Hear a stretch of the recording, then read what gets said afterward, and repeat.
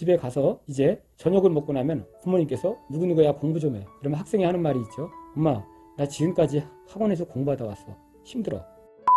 제이했습니다. 오늘의 영상의 주제는 영어는 예체능 과목처럼 공부해라. 우리가 흔히 영어, 국어, 수학 이렇게 메이저 과목이 있는데요. 국어는 우리나라 말이니까 태어나면서부터 말에 대한 구축이 되어 있고 거기에 대한 스킬과 어려운 독해의 지문을 이해하는 그런 학습이 조금 더 수월할 수 있습니다. 그러나 영어는 외국어입니다. 똑같은 언어지만 모국어냐 아니면 외국어냐에 따라 방식의 차이가 있는 것입니다. 즉 반복을 싫어하는 학생들은 영어 점수 나오기가 쉽지가 않습니다. 다 아시겠죠? 영어는 반복입니다.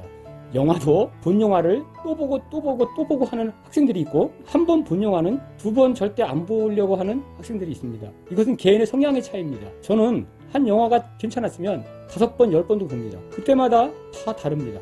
느끼는 게 다르고 또 받아들여지는 것이 다르고 새로운 것을 찾습니다. 그렇듯이 이 영어는 예체능 과목이다. 즉 영어를 교과 과목에 공부하는 조금은 차이가 있고 음악이나 체육과 운동활동과 같은 그런 방법으로 하는 것이 가장 바람직합니다. 이제 쉽게 예를 들어 보겠습니다. 학생들의 정말 안 좋은 점을 제가 말씀을 드리겠습니다. 일단 자 보세요. 어머님들이나 아니면 성인들이 수영 교습을 갔다고 한번 생각해 보겠습니다. 그럼 수영 교습을 가서 이제 수영복을 입고 수영장에 가면 강사가 있죠. 그러면 처음에 가서 뭐 합니까? 5분이나 10분 동안 이제 설명을 해줍니다. 고개는 어느 정도로 들고 고개가 왼쪽으로 가면 팔은 어느 쪽으로 가 있고 몇 도 각도로 팔을 접고 숨은 어떻게 들이쉬고 어떻게 뱉고 이런 설명을 강사가 몸으로 시연을 하면서 이제 지도를 합니다. 그러면 1시간을 수영한다고 합시다. 이제 남은 시간 무엇을 해야 합니까? 그 들었던 수업 내용으로 물에 들어가서 같은 동작을 계속 반복하는 것입니다. 피아노 레슨도 마찬가지입니다. 학생이 선생님께 이제 피아노 앞에 앉아서 손의 각도는 어떻게 하고 손가락의 각도는 어떻게 유지하고 건반을 다룰 때는 어떻게 유지하고 손의 힘은 어느 정도 하고 이렇게 지도를 하죠. 그 지도하는데 길어야 10분 안쪽입니다. 그러면 이제 다 끝났습니까? 이제 선생님은 나가시고 밖에서 보시든가 학생이 피아노 연습을 합니다. 아까와 마찬가지로 수영 자세 연습을 하듯이 4, 50분 내내 그 동작을 연습하고 선생님은 다니시면서 잘못된 것만 지적해 주시고 바로 잡아주실 겁니다. 이것이 영어 교육에도 해당하는 것입니다. 그렇기 때문에 반복을 싫어하는 학생들은 영어 교육이 상당히 쉽지 않습니다. 학생들은 잘못 알고 있는 게 많습니다. 대형 학원에서 수업을 듣습니다. 한 반에 9명 내지 12명 이런 학원에서 칠판에 판서를 하시고 독해를 해주시면서 강의를 합니다. 이렇게 해서 수업을 1시간 끝냈다고 해보시죠. 그러면 이 학생이 공부한 것입니까? 그런데 중요한 게 있어요. 학생은 이것을 공부한 것으로 착각합니다. 그리고 집에 갑니다. 집에 가서 이제 저녁을 먹고 나면 부모님께서 누구누구야 공부 좀 해. 그러면 학생이 하는 말이 있죠. 엄마, 나 지금까지 학원에서 공부하다 왔어. 힘들어. 머릿속에는 이미 본인이 공부를 했다는 걸로 착각하고 있는 것입니다. 이 배운 내용을 학원에서는 방향만 제시해 준 것뿐입니다. 이 방향을 제시해 줬고 수영 강사나 음악 레슨 선생님처럼 방향만 지시해 주셨습니다. 그러면 이 반복은 언제 합니까? 숙제를 통해서 해야 되는 것입니다. 그래도 과제를 이행해 오는 학생들은 좀 다행이죠. 그런데 이것까지 안 해오는 학생들이 있습니다.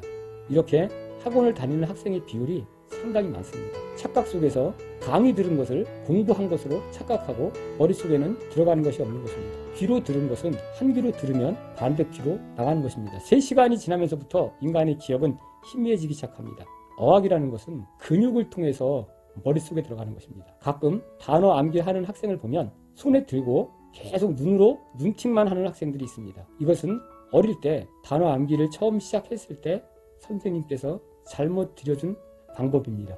학생이 혹시 이렇게 단어를 외우고 있었다면 반드시 어릴 때 고쳐주셨어야 하는 겁니다. 그렇게 외우면 안 돼. 손으로 쓰던가 입으로 읽던가 동시에 2개 다 하던가 하면서 해야 돼. 그런데 이것을 그냥 방치했기 때문에 이게 중학교 2학년 3학년 고1 가면요 고쳐지지 않습니다. 절대 입 안 벌립니다. 그렇게 쓰라 그래도 펜 안 듭니다. 귀찮아서요. 저희가 어렸을 때 자전거를 배웠죠. 그리고 몇십 년을 안 타다가 타면 자전거 못 탑니까? 탑니다. 왜 타죠? 몸으로 익혔기 때문에. 몸으로 익혔기 때문에 타는 것입니다. 오랜 시간이 지나도 절대 잊어버리지 않습니다. 말을 한다는 건 단어를 말하면서 한다는 건 입술 근육을 이용하는 것입니다. 쓴다는 건 손의 근육을 이용하는 것입니다. 그런데 눈으로 보는 것은 근육을 이용하는 학습이 아닙니다. 이 부분이 7, 8세 초등학교 1학년, 2학년, 3학년 전까지 이 단어 암기하는 부분이 올바른 습관이 들여져야 하는 것입니다. 이때 선생님들이 다른 건 몰라도 이거 하나만큼은 잡아주셔야 합니다. 단어는 영어의 핵입니다. 이것이 안 되면 문법, 독해, 리스닝 모두가 이루어지지 않습니다. 가끔씩 상담하시는 분을 보면 학원을 오래 다녔는데 영어가 안 돼서 왜 안 되는지 모르겠다. 문법이 어렵다고 거의 다 그렇게 말을 합니다. 그래서 제가 그 학년에 맞는 중3이면 중3, 고1이면 고1에 알아야 할 단어를 떼줍니다. 써보라고 합니다. 30개를 주면 반도 못 씁니다. 이게 문법 때문에 영어를 못하는 것입니까? 잘못 알고 계신 거예요. 자꾸만 학원 다니면서 학원이 문법이나 독해를 잘못 가르쳐줘서 영어를 못하는 줄 알고 계속 전전합니다. 아닙니다. 단어입니다. 단어 암기 없이 문법 독해 아무리 배워봤자 단어 뜻을 모르는데 어떤 독해를 할 것이며 스킬을 안다고 어떤 문법의 내용을 이해하겠습니까? 차라리 어렸을 때 영어에 대한 공부 하나도 안 해도 좋아요. 하나도 안 시켜도 좋습니다. 단어만 많이 알고 오면 나머지는 짧은 시간 내에 다 이루어집니다. 그래서 손으로 익히는 학습, 반복 학습 가장 중요합니다. 수영 레슨과 피아노 레슨을 받는 것처럼 그런 식으로 근육을 통해서 자기의 몸에 익혀지는 것이 어학입니다. 강의를 듣는다고 실력이 느는 것도 아닙니다. 강의를 들었다면 강의를 들은 시간만큼 그 내용을 본인 것으로 만들어야 되는데 학생들은 그렇지 않습니다.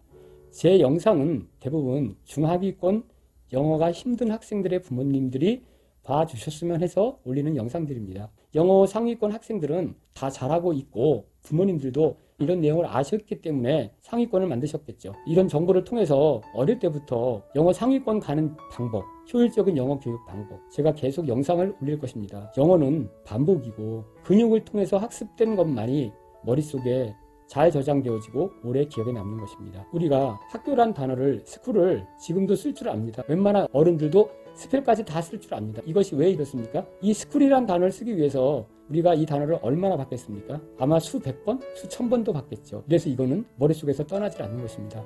가끔 학생들이 이런 말을 합니다. 단어를 외우면 다음날 되면 다 잊어버린다. 당연히 잊어버리죠. 인간은 망각의 동물이니까. 그러면서 단어를 외울 필요가 없지 않느냐. 어차피 잊어버리는 건데. 이런 말을 하는데 이것은 아마 이 학생의 영어에 대한 노출 시간이 굉장히 적을 것입니다. 겨우 학원 수업이나 받는 그런 학생일 확률이 높습니다. 영어의 노출 시간만큼 영어의 단어는 머릿속에 오래 남는 것입니다. 그리고 아까 제가 말씀드린 것처럼 입으로 발음을 하면서 아니면 손으로 적으면서 외우지 않았기 때문에 눈으로만 외운 단어가 얼마나 오래 가겠습니까? 그렇지 않아도 외우고 나면 다 잊어버리는 단어인데 눈으로 외운 단어는 얼마나 더 많이 잊어버리겠습니까? 우리가 외국어를 배우기 위해서 비싼 돈을 내고 외국으로 가는 이유가 뭡니까? 영어에 대한 노출 시간입니다. 그런데 학원에서 일주일에 6시간 정도 수업을 받고 과제도 이행을 안 하고 단어는 그런 식으로 외우고 그냥 시험만 통과하면 된다는 그런 식으로 외운 단어요. 시험 보고 나면 3시간이면 다 잊어버립니다. 정말 혹시 이 영상을 영어를 가르치시는 선생님이 보신다면 단어 암기 시작을 할 나이에는 정말 중요하게 어릴 때부터 습관 좀 들여주시기 바랍니다. 나중에 이 단어 때문에 결국은 실패하게 됩니다. 단어는 외우기 싫고 안 외워지고 잊어버리니까 문법 독해만 학원에서 계속 공부하는 것입니다. 인강 듣듯이. 이게 무슨 교육입니까? 어떻게 하든 이 단어를 암기를 시키려고 이 잘못된 습관을 바로 잡으려고 노력해봤습니다. 처음에 오면 눈으로 계속 보고 있습니다. 그러다가 한 30분 지나면 좁니다. 그리고 거의 1시간에서 1시간 반을 단어를 보다가 시험을 보고 그것도 다 쓰지도 못하고 수업 시간이 다 끝납니다. 이게 얼마나 아까운 수업 시간을 다 버리는 겁니까? 집에서도 혼자 할 수 있는 것을 학원에 와서 시간을 그것으로 다 때우고 가는 것입니다. 그런데 그렇다고 수업만 시키기에는 어떤 효과도 없는 수업을 저는 시킬 수가 없었습니다. 일단 그것부터 잡기 위해서 한 달 동안은 제가 무지하게 노력했습니다. 수업도 안 했습니다.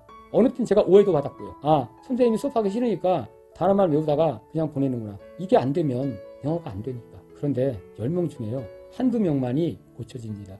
나머지는 결국 끝까지 안 되더라고요. 특히 이과 성향 학생들은 더 안 되고요.